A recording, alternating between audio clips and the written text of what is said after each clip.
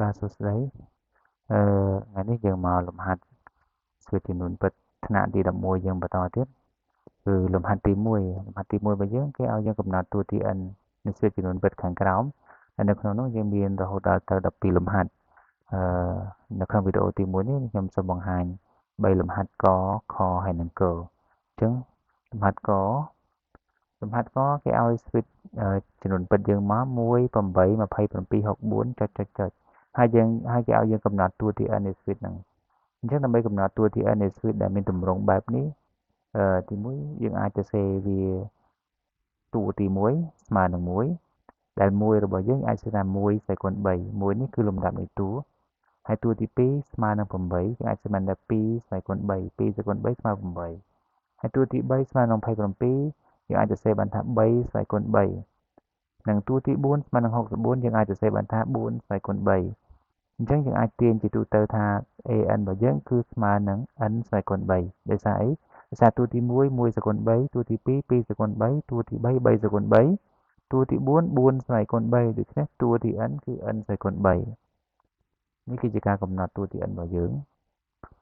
ហើយលំហាត់ទី2លំហាត់ខគឺគេអាចស្វីតយើងមក1 3 5 7 9ចុចអញ្ចឹងលំហាត់ខមិនដូចនឹងលំហាត់កទេដោយសារអីដោយសារលំហាត់ខពីតួទី1មកតួទី2ពីតួទី2មកតួទី3គឺមានបំរែបំរួល2ដូចគ្នាអញ្ចឹងលំហាត់ដែលមានបំរែបំរួលដូចគ្នាបែបនេះគឺជាលំហាត់ដែលមានលក្ខណៈងាយស្រួលអញ្ចឹងយើងអាចកំណត់តួរបស់យើងដោយយើងយក A1 របស់យើងគឺយកលំដាប់នៃតួគុណនឹង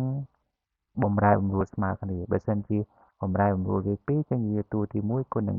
2ហើយតួទី2របស់យើង3គឺយើងយក2គុណនឹង2តួទី3យក3គុណនឹង3សុំទោស3គុណនឹង2រហូតដល់យើងទាញដល់តួទី n អញ្ចឹងយើងបាន1គុណនឹង2 2គុណនឹង2 3គុណនឹង2តោះមកយើងនឹងគុណ2ម្ដង2 2ច្រើនជាង1អញ្ចឹងបើ2ច្រើនជាង1ដើម្បីវាស្មើ1យើងត្រូវដកចេញ1ហើយតួទី2 2 2ដង4 4ច្រើនជាង3ចឹងត្រូវដកចេញ1ដូចគ្នាហើយតួទី3 2 3ដង6 6ច្រើនជាង5ត្រូវដកចេញ1ដែរចឹងយើងឃើញសង្កេតឃើញថាគ្រប់តួទាំងអស់ត្រូវគុណនឹង2ហើយដក1មានន័យថាយកលំដាប់តួគុណនឹង2រួចដក1ឧទាហរណ៍តួទី1 2គុណនឹង1ដក1តួទី2 2គុណនឹង2ដក1តួទី3 2គុណនឹង3ដក1ដូចនេះយើងអាចទាញបានតួទី n គឺ2គុណនឹង n ដក1សម្រាប់លំហាត់ដែលមានបំរែបំរួលស្មើគ្នាគឺយើងត្រូវគុណនឹងចំនួនដែលប្រែប្រួលបើសិនជាលេខប្រែប្រួល3គុណនឹង3ប្រែប្រួល1យើងមិនចាំបាច់គុណទេឥឡូវយើងទៅលំហាត់គលំហាត់គវាមានលក្ខណៈពិសេសមួយបែបទៀតដោយសារតម្លៃតួរបស់វាគឺមានសញ្ញាឆ្លាស់គ្នាបូកដកអញ្ចឹងលំហាត់ដែលមានសញ្ញាផ្លាស់ប្ដូរបូកដកដោយលំហាត់ដែលយើងឃើញបែបនេះអញ្ចឹងអ្វីដែលយើងត្រូវគិតគឺគិតទៅលើគោលដក1អាចស្វ័យគុណគូឬក៏ស្វ័យគុណសេសអាស្រ័យទៅតាមតួដែលគេឲ្យជាតួទី1ហ្នឹងប្រសិនបើតួទី1ជាចំនួនវិជ្ជមានយើងគោលរបស់យើងត្រូវតែដក1សេគុណគូ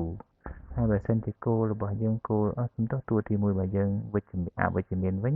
ដក1របស់យើងត្រូវតែស្វ័យគុណគូដូចជាក់ស្ដែង A1 គេឲ្យ1 A2 ឲ្យដក1 A3 ស្មើនឹង1និង A4 ស្មើដក1អញ្ចឹងគោលទី1ដែលយើងត្រូវប្រើគឺដក1សេគុណគូដែលយើងប្រើលំដាប់តួទី1បន្ថែម1តួទី1បន្ថែម1បាន2ដក1សេគុណ2ស្មើនឹង